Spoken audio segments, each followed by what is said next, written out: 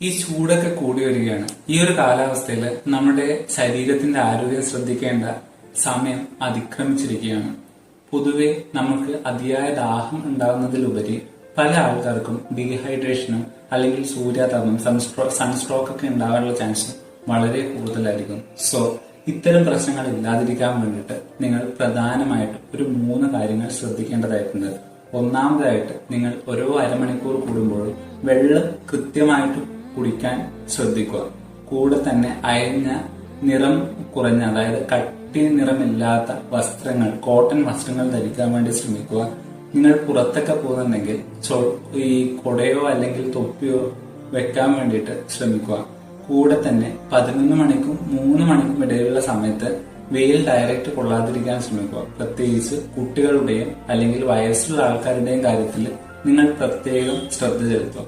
ഇത്തരം കാര്യങ്ങൾ ശ്രദ്ധിക്കുകയാണെങ്കിൽ നിങ്ങൾക്ക് ഈ പ്രശ്നങ്ങളിൽ നിന്നൊക്കെ രക്ഷ നേടാവുന്നതാണ്.